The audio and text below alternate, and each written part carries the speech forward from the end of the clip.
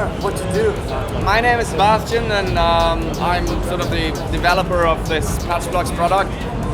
We're based in Northern Ireland. That's where it kind of was created out of a university project and found its way through Kickstarter finally to the music messe in the music industry. So that's what it is.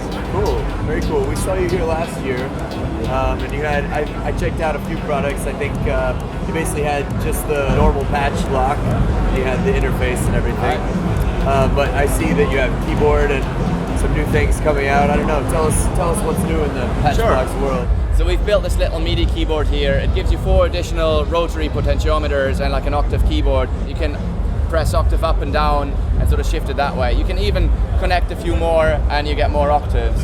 So in this case, this is just like a little polyphonic synth to demonstrate little tiny, what is this, maybe like 15 by 5 centimeters or so keyboard, but you can get quite some sound out of it. What's the release date for the keyboard? Well, this is the first prototype. We've got like the PCB before Superbooth went up there and didn't have an enclosure for it, so we had like one day between the shows where we put it into an enclosure.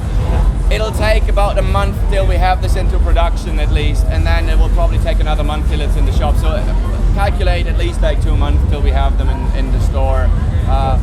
If you're curious price-wise, they'll be somewhere between the MIDI adapter and the patch block. So a fairly low-cost add-on for playability. Then we've done a lot of work on the software integrating our patch repository. So before that, you always had to go to our website, download a patch, and sometimes a patch was using low-level blocks that you might not have installed. But now we've got this online integration which allows you to tap into this repository of patches and download them straight into the software, and all the dependencies like blocks that you might not have installed get pulled automatically with it, and it's just a matter of browsing, clicking, and there you go, you've got new content. The same way you can also upload it to the repository if you want to, if you think like, oh, this is a really cool patch, I should share this within the Patchblocks community. You can do that within the software. Cool. Very easily. Then a few new sounds as well, like we've got Philip Van Duren over, he's one of our, I would say, hardcore Patchblocks patchers. He creates really amazing sounds. So this one is like, it's got a really great kick as well. Just considering how small that machine is and how cheap it is, it's like, they got a really fat sound. So another great demo patch that Philip delivered today. Like loads of these machines use alkaline batteries, if you use them, you throw a lot of batteries away. So that's why we think it's a bit more economical and a bit more friendly to the environment. If you recharge them, have a battery pack inside, you can recharge it. There you go, this one is a Euclidean sequencer.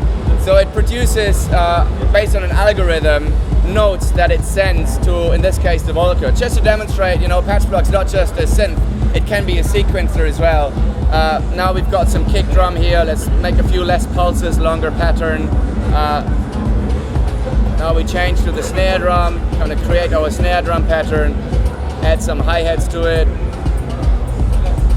and maybe some toms or so. So this way you can, with just a few parameters, create quite complex polyrhythms, mathematically created and send out to whatever equipment you use. Very cool.